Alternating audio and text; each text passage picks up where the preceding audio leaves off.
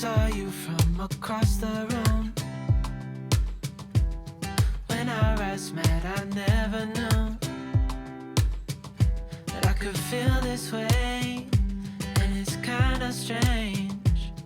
Don't even know your name. All right, guys, it is the weekend, Saturday morning. Right now it's about 8:30, so I got here at 5:30 in the morning. I got sign out from the overnight resident who was on Friday night, and then I rounded on all the patients. I chart checked all the patients, made sure everybody was doing okay. Kids who we had some concern about, we ordered imaging studies, and so I'll have to follow up on those a little bit later. But right now it's about 8:30, and we have a scheduled surgery today. So I'm gonna head down to the OR, and we're gonna do surgery. After that, I'll check again on all the kids, see how they're doing, making sure all the imaging studies are fine that we've ordered, and then we're gonna round with the attending. From the other side, would you stay another night? 'Cause I don't know you, but I want to get to know you. Just wanna get to know you. I don't know you, but I want to. So it's 2 p.m. We just finished our surgery for the day. It was a kid who had a concern for shunt failure. We did a shunt revision, and the kid is doing much better. Now I am having my morning coffee because I didn't get to have it this morning. So having my coffee, doing my progress notes, and checking in on the labs for some of the other patients, and imaging studies, and making sure all of the plans for the day are in action. Get to know you, just wanna get to know you. I don't know you, but I want to get to know you. Just wanna get to know you. I don't know you, but I want to get to. All right, so I finished up all my notes and my rounding and all my chart review, and I have a little bit of downtime. So I am actually gonna head home for a little bit. I still have the pager with me. So basically what that means is if any nurses or any of the other teams have any questions about any of our patients, they'll send me a page, and I will answer them and talk to them about our patients, answer their questions, get things sorted out. It also means that if there are any new consults or any new patients in the ER or any patients of ours that have a problem, it means I have to go back to the hospital to just check them out and make sure that things are okay. So it's possible that I might be getting multiple pages overnight. Likely I would have to go back to the hospital at some point, but it is nice to be able to have a little bit of times where I can go home, take a little bit of a break. I don't live too far from the hospital, so that's one of the requirements of residents who are able to go home during their call. So we'll see how the night goes. The other side, would you stay another night? 'Cause I don't know you, but I want to get to know you. Just wanna get to know you. So I finished my first day on call. It went well. I had a couple of consults and saw them, talked to the attendings about the plans, made sure all the patients were doing well, addressed any issues that came up both during the day and overnight. Luckily, I was able to get a couple of hours of sleep overnight. I ended up coming into the hospital because of a late night consult and just stayed in the hospital, took a few hours nap overnight. Woke up again early this morning and repeating the whole process. So chart checking all the patients, all the labs that have happened overnight, got my morning coffee and from the cafe downstairs, and now about to go around on all the patients again. All right, so one of the things I want to talk with you guys about and to share a little bit with you guys from personal experience of mine is about maintaining wellness during residency. Now, wellness in residency is a hard topic to discuss. It's hard to achieve. but I want to share with you, and I'm no expert by any means, but a little bit about my kind of wellness journey throughout my residency. As you know, I'm a PGY 6 resident out of a total of PGY 7 years for my training program in neurosurgery. And so I just want to talk to you a little bit about kind of my practices that have enabled me to maintain somewhat or some resemblance of wellness despite my very rigorous schedule. So first, I think it's important to acknowledge the fact that residency is tough. No matter what residency, what specialty, what program you're in, residency is a lot of hours compared to being a medical student, compared to undergraduate studies, compared to any other professionals who you may know in various other fields. So residency is hard. In my particular program, we work up to 80 hours per week of clinical time, meaning, basically our schedule, we round at, we start our rounds at 5:30 in the morning, and then we go to the ORs by 7:30 in the morning. We're there to the ORs oftentimes pretty late, 7, 8 o'clock at night for an average day. And we end up doing that about 6 days a week. In addition to our clinical hours, we have a number of other projects that we're working on, and some of these include research, grand rounds presentations, quality improvement projects, so many other sorts of things that take up time.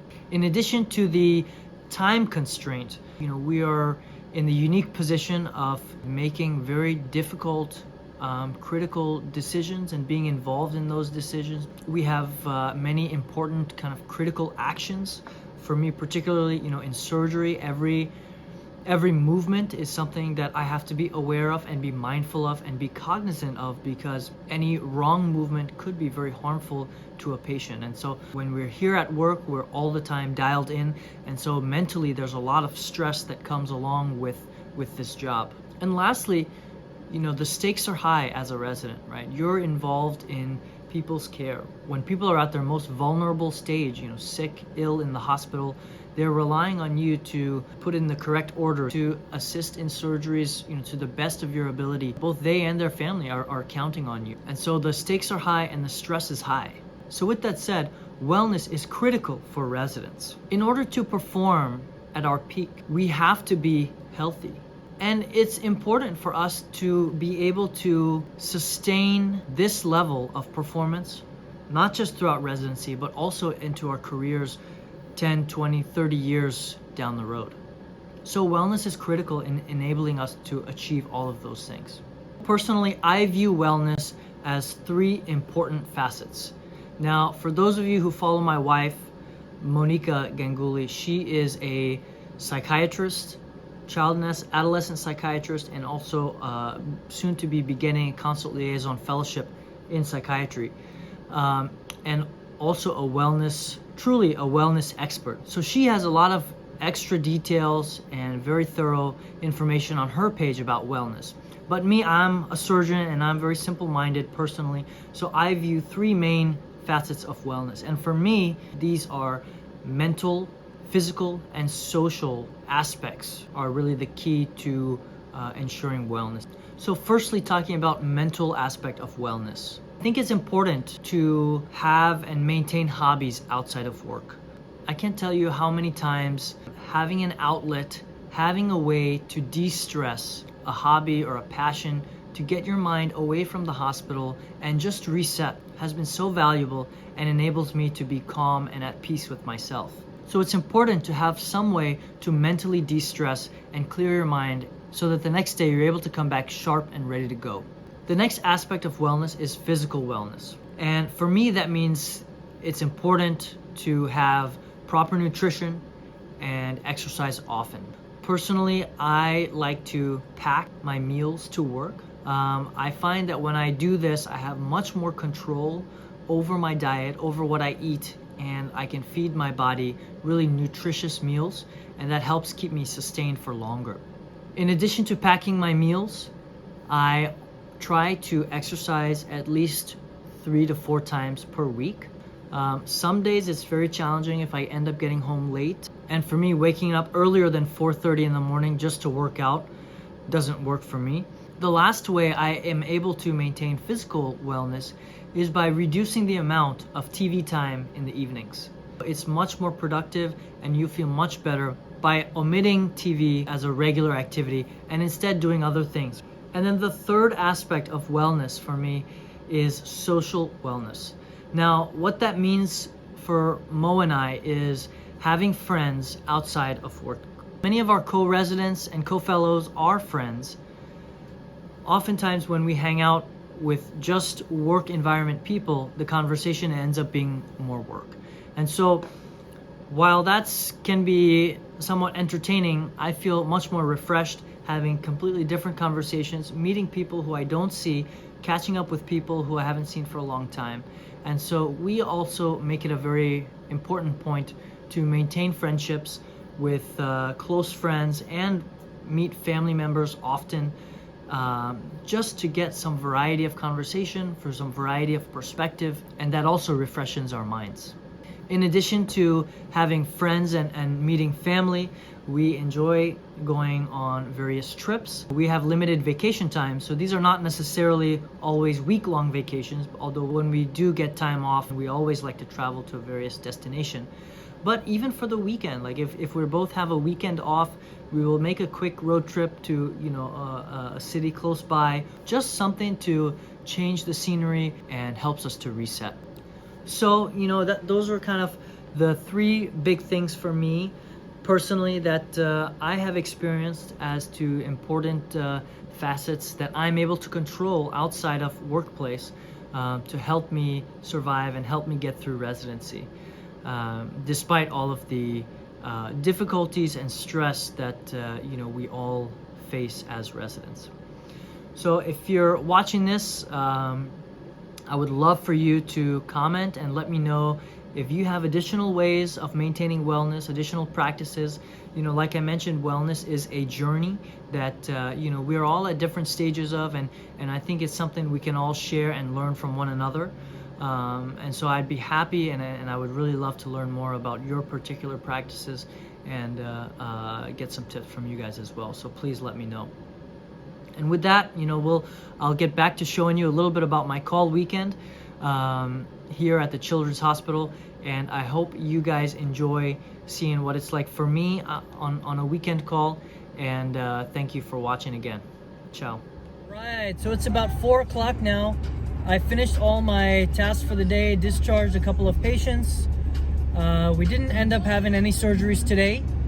So I just kind of hung around, made sure all the floor things were taken care of.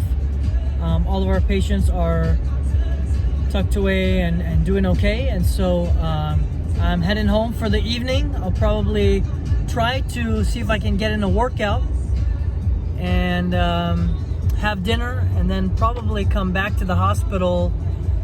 Usually we end up getting called in overnight anyways, so I'd rather kind of just be in the hospital than to be at home in the middle of the night and get a kind of an urgent or emergency consult that I then have to scramble to come into the hospital to see. So for me, I'm a little bit less anxious if I end up being in the hospital and I get those consults than if I'm at home. So yeah, I'll try to get in a workout, have dinner, and then a little bit later in the evening head back to the hospital and spend the night over there.